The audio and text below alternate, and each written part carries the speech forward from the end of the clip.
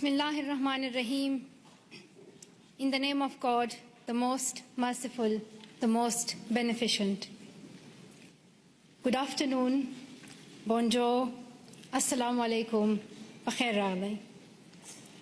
Mr. Prime Minister, Madam Trudeau, Sophie, Mr. Speaker, members of the House, members of the Senate, distinguished guests, my parents, ZALONE and Torpikai,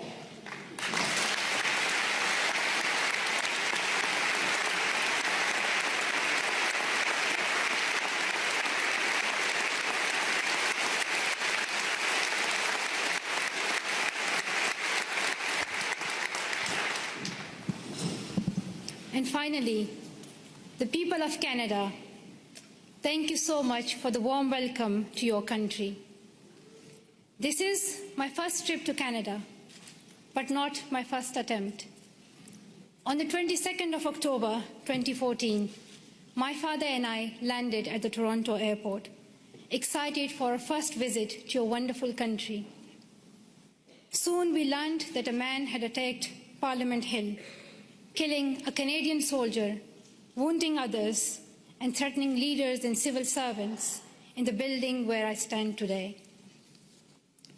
Canadian security officials and professionals advised us to reschedule.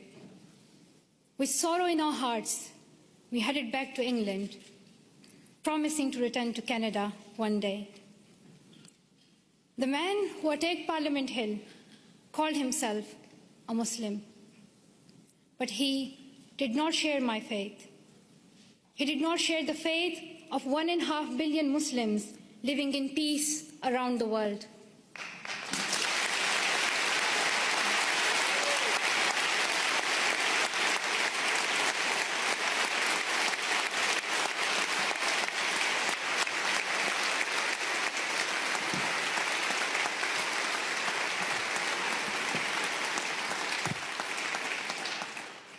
Sorry, the podium became too high, so I'm short-sighted, I couldn't read some of the words. So now I can read my speech. Back to my point that the man who attacked Parliament Hill called himself a Muslim, but he did not share my faith. He did not share the faith of 1.5 billion Muslims living in peace around the world. He did not share our Islam, a religion of learning, compassion, and mercy. I am a Muslim, and I believe that if you pick up a gun in the name of Islam and kill an innocent person, you are not Muslim anymore. You and the person who attacked Parliament Hill and all these terrorists do not share my faith. Instead,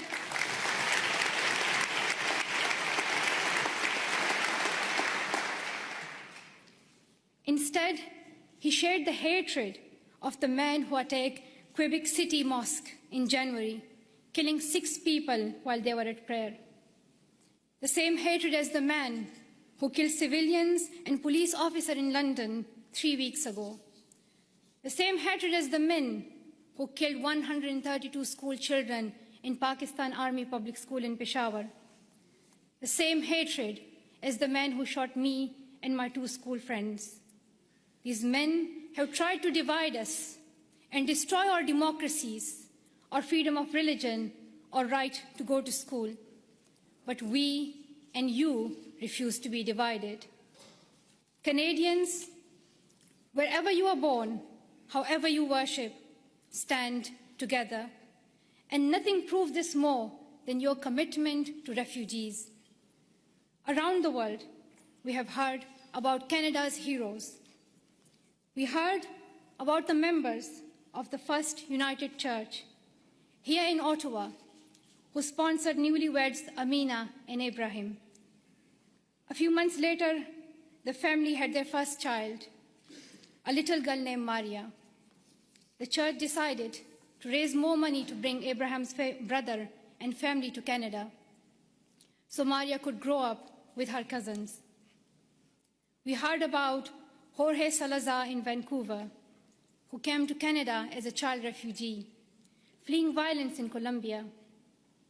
As a young adult, he's working with today's children, immigrants and refugees, helping them adopt with the new culture and country.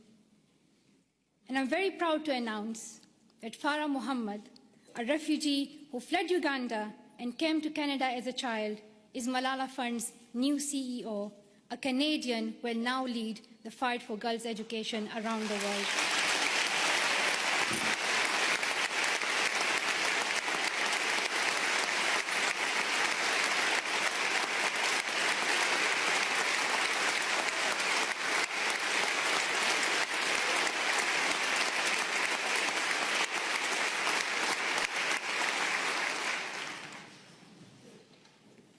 Many people from my own country of Pakistan have found a promised land in Canada, from Maria Topikai Wazir, a famous squash player, to my relatives here today. Like the refugees in Canada and all around the world, I have seen fear and experienced times when I did not know if I was safe or not. I remember how my mom used to put a ladder at the back of our house so that if anything happened, we could escape. I still remember that I would read a Quranic verse, Ayatul Kursi, every night to protect our family and as many people as I could. I felt fear when I went to school, thinking that someone would stop me and harm me. I would hide my books under my scarf. The sound of bombs would wake me up at night. Every morning I would hear the news that more innocent people have been killed. I saw men with big guns in the streets. There's more peace now in my home of Swat Valley, Pakistan. But families like mine, from Palestine to Venezuela, Somalia to Myanmar, Iraq to Congo, are forced to flee their homes because of violence.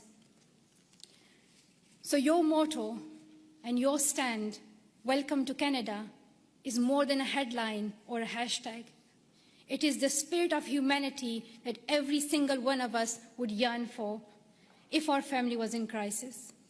I pray that you continue to open your homes and your hearts to the world's most defenseless children and families, and I hope your neighbors will follow your example.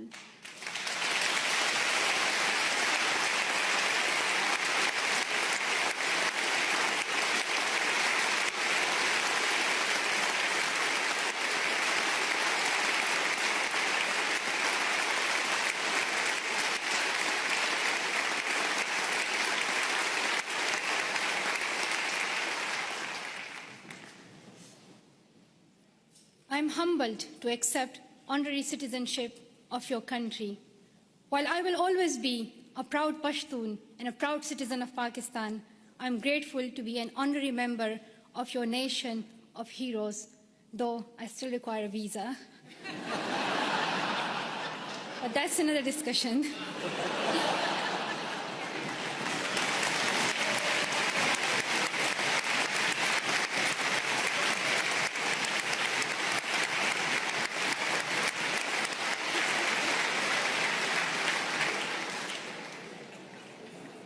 I was also very happy to meet Prime Minister Trudeau this morning.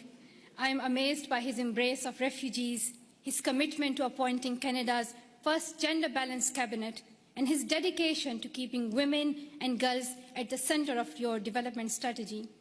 We have heard so much about Prime Minister Trudeau, but one thing has surprised me. People are always talking about how young he is. They say that he is the second youngest Prime Minister in Canadian history. He does yoga, he has tattoos, and a lot more. And while I was coming here, everyone was telling me, like, shake Prime Minister's hand and, like, let us know how he looks in reality. And people were just so excited about meeting Trudeau. I don't think anyone cared about the Canadian honorary citizenship. While it may be true that Prime Minister Trudeau is young and he is young head of government, I would like to tell something to the children of Canada, that you don't have to be as old as the very young Prime Minister Trudeau to be a leader.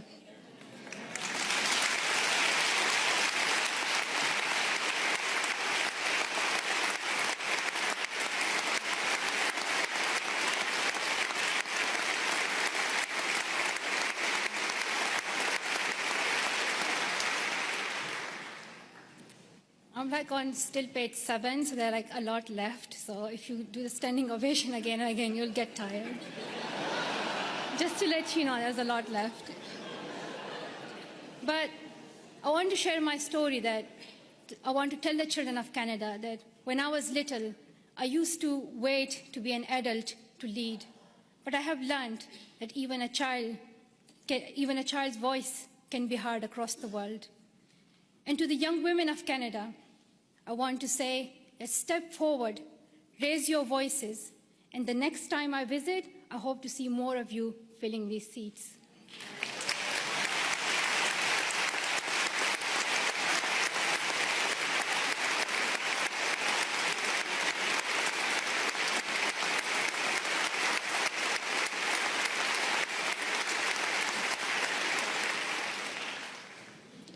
And to the men of Canada, be proud feminists and help women get equal opportunities as men.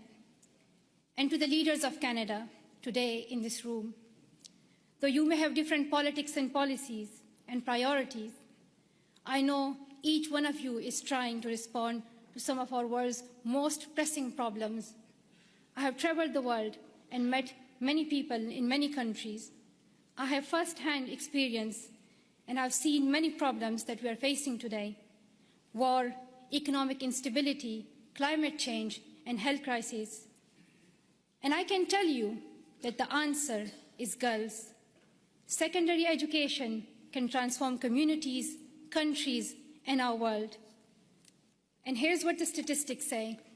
I'm saying it for those who still don't accept education as important. There are some, but I hope they will hear that if all girls went to school for 12 years, low and middle income countries could add $92 billion per year to their economies. Educated girls are less likely to marry young and contract HIV, and more likely to have healthy and educated children. The Brookings Institution calls secondary education for girls as the most cost-effective and best investment against climate change. When a country gives all its children secondary education, they cut their risk of war in half. Education is vital for the security of the world because extremism grows alongside inequality. In places where people feel they have no opportunity, no voice, no hope. When women are educated, there are more jobs for everyone. When mothers can keep their children alive and send them to school, there is hope. But around the world, 130 million girls are out of school today. They may not have read the studies and they may not know the statistics, but they understand that education is the only path to a brighter future, and they are fighting to go to school. Last summer, on a trip to Kenya, I was introduced to the bravest girl I have ever met. At age 13, Rahma's family fled Somalia and came to Dadaab, the world's largest refugee camp. She had never been inside a classroom, but she worked hard to catch up, and in a few years, graduated primary school. At 18, Rahma was in secondary school when her parents decided to move back to Somalia. They promised she could continue her education. But when her family returned to Somalia, there were no schools for her to attend. Her father said her education was finished and that she would soon marry a man in his 50s, a man she did not know. Rahma remembered a friend from the refugee camp who had won a scholarship in a university in Canada. She borrowed a neighbor's internet and contacted him through Facebook. Over the internet, the university student in Canada sent her $70. At night, Rahma snuck out of her house, bought a bus ticket, and set out on an 8-day-long trip back to the refugee camp, the only place she knew she could go to school. Through the Sustainable Development Goals, our nations promised every girl she would go to school for 12 years. We promised that donor countries and developing countries would work together to make this dream a reality for the poorest girls in the world.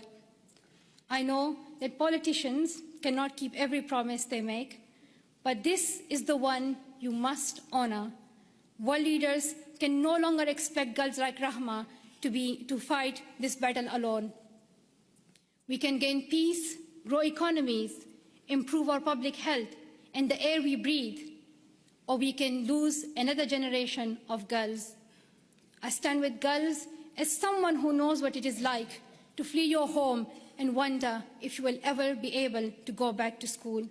I stand with girls as someone who knows how it feels to have the right of education taken away and your dreams threatened. I know where I stand. If you stand with me, I ask you to seize every opportunity for girls' education over the next year. Dear Canada, I'm asking you to lead once again. First, make girls' education a central theme of your G7 presidency next year. Second, use your influence to fill the global education funding gap. You raised billions of dollars and saved lives when you hosted the Global Fund's replenishment in Montreal last year. Show the same leadership for education. Host the upcoming replenishment of Global Partnership for Education. Bring world leaders together and raise new funding for girls to go to school. If Canada leads, I know the world will follow. Finally, prioritize 12 years of education and schooling for refugees. Today, only a quarter of refugee children can get secondary education. We should not ask children who flee their homes to also give up their dreams. And we must recognize that young refugees are future leaders on whom we all depend for peace. The world needs leadership. The world needs leadership based on serving humanity, not based on how many weapons you have. Canada can take that lead. Our world has many problems, but we don't need to look far for the solution. We already have one. She is living in a refugee camp in Jordan. She is walking 5 kilometers to school in Guatemala. She is suing footballs to pay enrollment fees in India. She is every one of the girls out of school around the world today. We know what to do, but we must look inside ourselves for the will to keep our promises. Dear sisters and brothers, we have a responsibility to improve the world. When future generations read about us in their books or on their iPads or whatever the next innovation will be, I don't want them to be shocked that 130 million girls could not go to school and we did nothing. I don't want them to be shocked that we did not stand up for child refugees as millions of families fled their homes. I don't want us to be known for failing them. Let the future generations say, we were the ones who stood up. Let them say, we were the first ones. We were the first to live in a world where all girls could learn and lead without fear. Let us be the ones who bring that change we want to see. Thank you so much for listening.